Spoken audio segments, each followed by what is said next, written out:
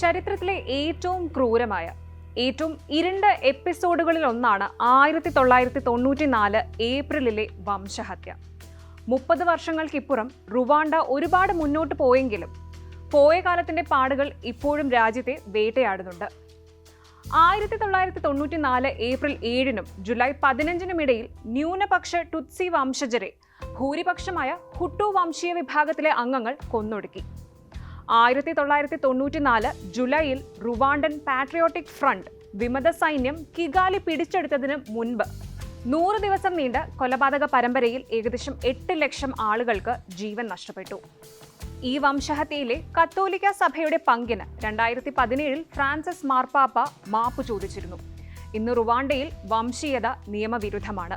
3 പതിറ്റാണ്ടിന്റെ ആ ചരിത്രം പരിശോധിക്കാം. 1991 സെൻസസ് പ്രകാരം ജനസംഖ്യയുടെ 8.4% വരുന്ന ടുട്സികൾക്ക് ബെൽജിയൻ കൊളോണിയലിസം അനുകൂലമാണെന്നും വിശ്വസിക്കപ്പെട്ടു. മറ്റ് ഗ്രൂപ്പുകളെ രോഷാകുലരാക്കുന്ന കൊളോണിയൽ കാലഘട്ടത്തിലെ ടുട്സികളോടുള്ള ഈ പ്രീതി, പ്രതിസന്ധികളോട് പ്രതികരിക്കാനുള്ള അന്താരാഷ്ട്ര സമൂഹത്തിന്റെ മന്ദത എന്നിവയെല്ലാം വംശഹത്യയ്ക്ക് ആക്കം കൂട്ടി. രാജ്യം ഭരിക്കാൻ ബെൽജിയക്കാർ ടുട്സികളെ പ്രോക്സികളായി ഉപയോഗിച്ചിരുന്നത് കൊണ്ടാണ് അവർക്ക് പ്രത്യേക അവകാശം ലഭിച്ചത് എന്നാണ് ചരിത്രകാരന്മാരിൽ നിന്ന് പൊതുവായി മനസ്സിലാക്കാൻ സാധിക്കുന്നത്. ബെൽജിയൻ കോളനിക്കാർ 1932 വ്യത്യാസങ്ങൾ കൂടുതൽ ശക്തമാക്കുന്ന വണ്ണമായിരുന്നു വ്യക്തികളുടെ വംശീയത ഉൾപ്പെടുന്ന തിരിച്ചറിയൽ കാർഡുകൾ അവതരിപ്പിച്ചത്. 1994 ഏപ്രിലിന് മുമ്പ് തന്നെ ഹുട്ടുകളും ടുട്സികളും തമ്മിൽ പിരിമുറുക്കങ്ങൾ ഉണ്ടായിരുന്നു.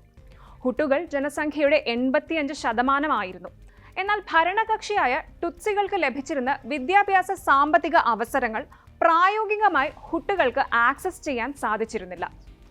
1959 സ്വാതന്ത്ര്യ പ്രസ്ഥാനങ്ങൾ ആഫ്രിക്കയിലുടനീളം വ്യാപിച്ചപ്പോൾ ബെൽജിയൻ കൊളോണിയക്കാർക്കും ടുട്സികൾക്കുമെതിരെ ഹുട്ടുകൾ കലാപം നടത്തി. ഏകദേശം 1,20,000 ആളുകൾ, പ്രാഥമികമായി ടുട്സികൾ, കൊലപാതകങ്ങളിൽ നിന്നും ആക്രമണങ്ങളിൽ നിന്നും പലായനം ചെയ്തു അയൽ രാജ്യങ്ങളിൽ അഭയം പ്രാപിച്ചു. 1962 സ്വാതന്ത്ര്യാനന്തരം ഹുട്ടു ഗവൺമെന്റ് അധികാരത്തിൽ വന്നു. എന്നാൽ പ്രവാസത്തിൽ സംഘടിച്ച് ടുട്സി അഭയാർത്ഥികളിൽ നിന്ന് പുതിയ സംസ്ഥാനത്തിന് ഭീഷണി നേരിടേണ്ടി വന്നു. അധികാരം പിടിച്ചെടുക്കാനും നാടുകടത്തപ്പെട്ട അഭയാർത്ഥികളെ തിരികെ കൊണ്ടുവരാനും ലക്ഷ്യമിട്ട് ഉഗാണ്ട ആസ്ഥാനമായുള്ള റുവാണ്ടൻ പാട്രിയോട്ടിക് ഫ്രണ്ട് എന്ന സംഘം റുവാണ്ടയിലെ സിവിലിയൻ സൈനിക ലക്ഷ്യങ്ങൾക്ക് നേരെ ആക്രമണം നടത്തി. യോവേരി മുസവേനിയുടെ ഉഗാണ്ടൻ ഗവൺമെന്റ് RPFനെ പിന്തുണച്ചിരുന്നു. പ്രധാനമായും റുവാണ്ടയുടെ നിലവിലെ പ്രസിഡന്റ് പോൾ കഗാമെ ഉൾപ്പെടെയുള്ള ടുട്സി കമാൻഡർമാരാണ് നേതൃത്വം നൽകിയത്. 1990 അവസാനത്തോടെ RPFും റുവാണ്ടൻ സർക്കാരും തമ്മിൽ ഒരു ആഭ്യന്തര യുദ്ധം പൊട്ടിപ്പുറപ്പെട്ടു. ടുട്സികളെ RPF കൂട്ടാളികളാണെന്ന് അവകാശപ്പെട്ട് ഹുട്ടു സർക്കാർ യുദ്ധസമയത്ത് അടിച്ചമർത്തി. സർക്കാർ പ്രചാരണം അവരെ രാജ്യദ്രോഹികളായി ചിത്രീകരിക്കുകയും അവർക്കെതിരെ വ്യാപകമായ രോക്ഷം സൃഷ്ടിക്കുകയും ചെയ്തു. എന്നിരുന്നാലും അന്താരാഷ്ട്ര ഇടപെടലിന് ശേഷം റുവാണ്ടൻ പ്രസിഡന്റ് ജുവനൽ ഹബ്യാരിമാന 1993 ഓഗസ്റ്റിൽ യുദ്ധം അവസാനിപ്പിക്കുന്നതിനായി ആരുഷ കരാറിൽ ഒപ്പുവെച്ചു. ഇത് RPF ആക്രമണങ്ങൾക്ക് വിരാമമിട്ടു. UN അസിസ്റ്റന്റ് മിഷൻ ഫോർ റുവാണ്ടയ്ക്ക് കീഴിൽ സമാധാനം ഉറപ്പാക്കാൻ ഐക്യരാഷ്ട്രസഭ സൈനികരെ വിന്യസിച്ചിരുന്നു. എന്നിരുന്നാലും ഗവൺമെന്റിനുള്ളിൽ നിന്നുപോലും ചില ഹുട്ടുകൾ ടുട്സി ലക്ഷ്യങ്ങളുടെ പട്ടിക സമാഹരിച്ചുകൊണ്ട് ഒരു ഉന്മൂലനം ക്യാമ്പയിൻ ആരംഭിച്ചു. 1994 ഏപ്രിൽ 6-ന് ഹബ്യാരിമാനയും ബുറുണ്ടിയൻ പ്രസിഡന്റ് സിപ്രിയൻ നട്യാമിറയും സഞ്ചരിച്ച വിമാനം കിഗാലിക്ക് മുകളിൽ വെടിവെച്ച് വീഴ്ത്തി. വിമാനത്തിലുണ്ടായിരുന്ന ഹുട്ടുകളായിരുന്ന ഹബ്യാരിമാന, നട്യാമിറ തുടങ്ങി നിരവധി പേർ കൊല്ലപ്പെട്ടു. ശരിക്കും വംശഹത്യയ്ക്ക് തുടക്കമിട്ട സംഭവം ഈ വിമാനാപകടമായിരുന്നു. ഹുട്ടുകൾ വിമാനം വെടിവെച്ച് വീഴ്ത്തിയതിന് RPFനെ കുറ്റപ്പെടുത്തി. ഉടൻ തന്നെ റുവാണ്ടയിൽ ടുട്സികളെ കൂട്ടക്കൊല ചെയ്യാൻ ആരംഭിച്ചു. RPF ആണോ ഹുട്ടുകളാണോ വിമാനം വെടിവെച്ചതെന്ന് ഇന്നും വ്യക്തമല്ല. ആ സമയത്ത് രാജ്യത്ത് ആളുകളുടെ ID കാർഡുകളിൽ വംശീയത ഉണ്ടായിരുന്നു. അതിനാൽ ആക്രമികൾ പലപ്പോഴും റോഡുകൾ ഉപരോധിക്കുകയും അവരെ കൊല്ലാൻ ടുട്സികളെ ഒറ്റപ്പെടുത്തുകയും ചെയ്യുമായിരുന്നു. ടുട്സികളെ കൊല്ലാൻ സാധാരണ പൗരന്മാരെ പ്രേരിപ്പിക്കാൻ റേഡിയോ സംരക്ഷണം വരെ ഉപയോഗിച്ചിരുന്നു. RPF കിഗാലി പിടിച്ചെടുത്ത് ഹുട്ടു സർക്കാരിനെ അട്ടിമറിക്കുന്നതുവരെ അക്രമങ്ങൾ നീണ്ടുനിന്നു.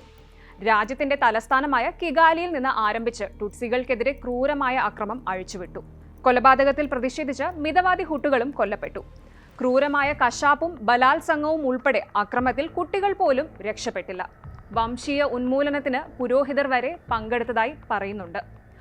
RPF അധികാരം പിടിച്ചെടുത്തതോടെ വംശഹത്യ അവസാനിപ്പിച്ചു. എന്നാൽ ആഭ്യന്തര യുദ്ധത്തിൽ പ്രതികാര കൊലപാതകങ്ങളാണ് ഇവർ നടത്തിയതെന്നാണ് കരുതപ്പെടുന്നത്. RPF വിജയിക്കുന്നുവെന്ന് വ്യക്തമായപ്പോൾ ഏകദേശം 2 ദശലക്ഷം ഹുട്ടുകൾ റുവാണ്ടയിൽ നിന്ന് അയൽ രാജ്യമായ സെയ്റിലേക്ക് പലായനം ചെയ്തു.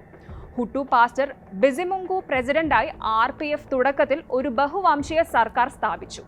പോൾ കഗാമെ അദ്ദേഹത്തിന്റെ ഡെപ്യൂട്ടി ആയിരുന്നു. 2000-ൽ കഗാമെ പ്രസിഡന്റ് സ്ഥാനം ഏറ്റെടുക്കുകയും അതിനുശേഷം ഇപ്പോഴും അധികാരത്തിൽ തുടരുകയും ചെയ്തു.